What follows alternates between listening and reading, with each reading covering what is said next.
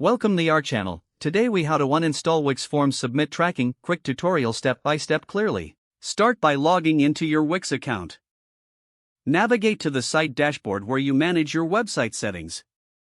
Click on Marketing and SEO in the left-hand menu. Select Tracking and Analytics from the drop-down options. Look for the section labeled Form Submission Tracking. Identify the tracking code you wish to remove. Click on the three dots next to the tracking code for more options.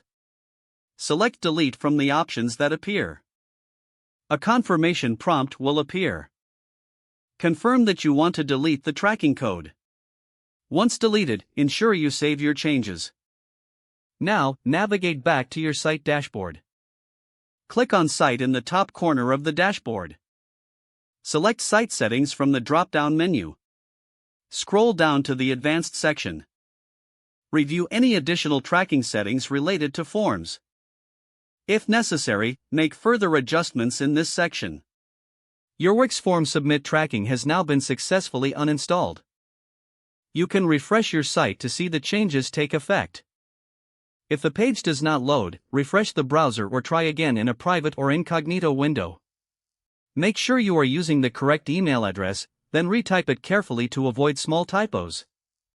If your password is not accepted, use the reset option and create a new strong password you can remember. Check your spam folder for verification or security emails, then complete any requested confirmation steps. Enable two-factor authentication if available to improve account security and reduce unauthorized access risk.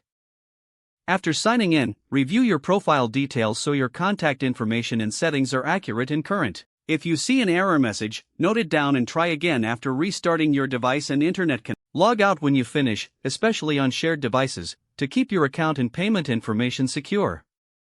If the page does not load, refresh the browser or try again in a private or incognito window. Make sure you are using the correct email address, then retype it carefully to avoid small typos. Don't forget to like this video and subscribe to our channel for more step-by-step tech guides.